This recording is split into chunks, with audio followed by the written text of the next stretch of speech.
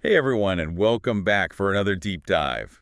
You know how this works. You send us the sources, and we dig in. And today we're looking at Elon Musk and former President Trump. It's quite the pairing. It is a very interesting pairing. Mhm. Yeah, you sent us a transcript from Fox News interview that they did together. During the campaign. Yeah, during Trump's 2024 campaign. So this is pretty recent. Yeah. And I mean, there's so much to unpack here. First of all, just the fact that they have this relationship.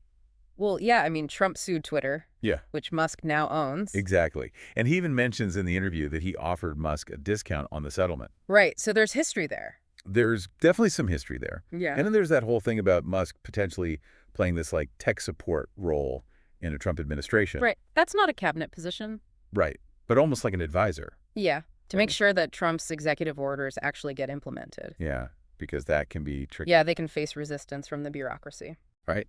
It's not as simple as just signing a piece of paper and boom, it happens. You need to navigate the system. You need to know how to work the system. Hmm. And Trump actually says that Musk has a team of hundreds of geniuses Right.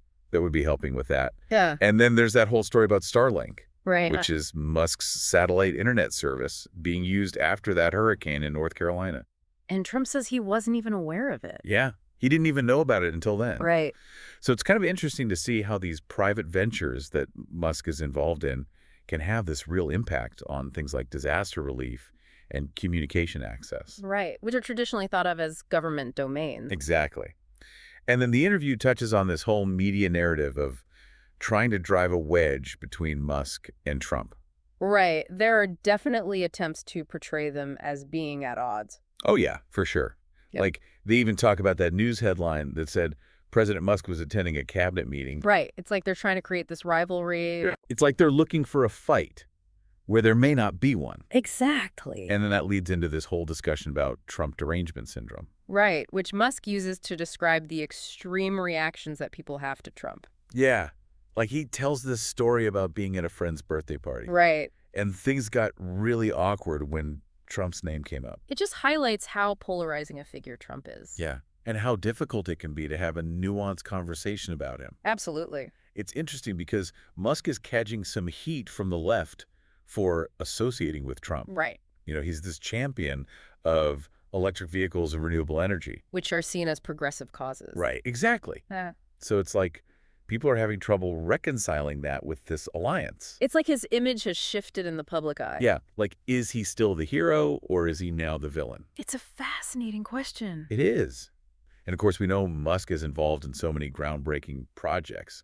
Beyond Tesla and SpaceX, there's Neuralink. Which aims to connect the human brain to computers. The potential of that is just mind-blowing. Imagine restoring sight to the blind or helping paralyzed people walk again. And then there's SpaceX's mission to send humans to Mars. Which Trump actually joked about dying on.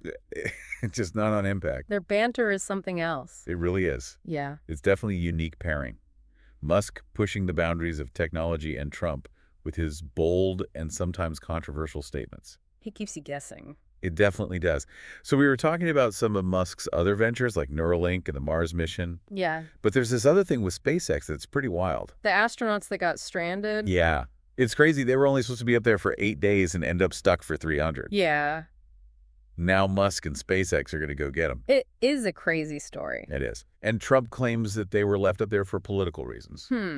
That's a bit concerning, if true. Yeah, it is.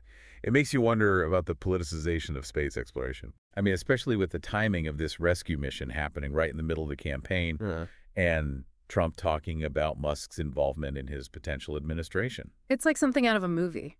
It really is. It's like science fiction meeting reality. It highlights how technology and politics are becoming more intertwined, For sure. especially with space exploration. And we have to think about the consequences of that. Yeah. What happens to scientific progress when those two worlds collide? Right. It's something to be mindful of. So how does this whole stranded astronaut thing fit into the bigger picture of this Musk-Trump relationship? We have this tech innovator potentially aligning himself with a former president who's known for being unconventional and sometimes controversial. Well, on the surface, they seem like opposites. Yeah, you would think so. But they both have this willingness to challenge the status quo.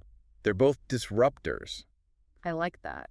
They're both disruptors. in their own way. Yeah. Yeah, and they're operating in different spheres. Right. But they seem to have found common ground. It's like they each have this rebel streak. Yeah, pushing boundaries, shaking things up. And it's making people rethink how power works in the 21st century. It's Exactly. like they're rewriting the rules of the game. Both in terms of technology and politics. Okay, so we've talked about the history, the alliance, the potential implications. But what about the personal aspect? What do you think it is about these two guys that allows them to connect, despite their very different backgrounds? I think there's a mutual respect. Mm. An acknowledgement of each other's ambition and willingness to think big.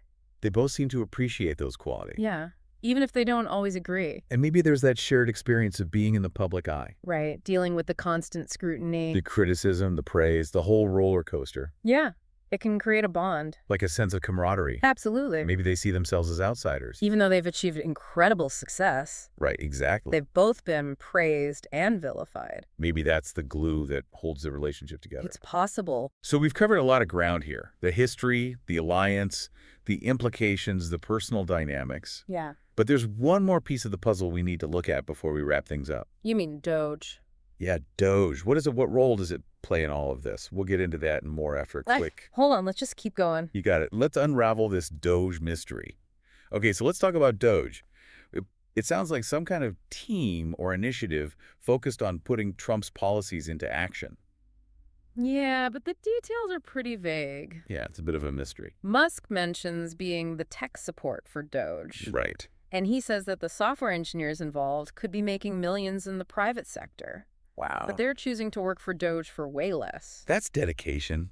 It is. And then there's that thing about how no one at Doge besides some federal employees gets paid. Yeah, it's like a volunteer force of tech experts. Driven by a shared vision. Yeah, dedicated to making Trump's agenda a reality. It's definitely not your typical approach to government.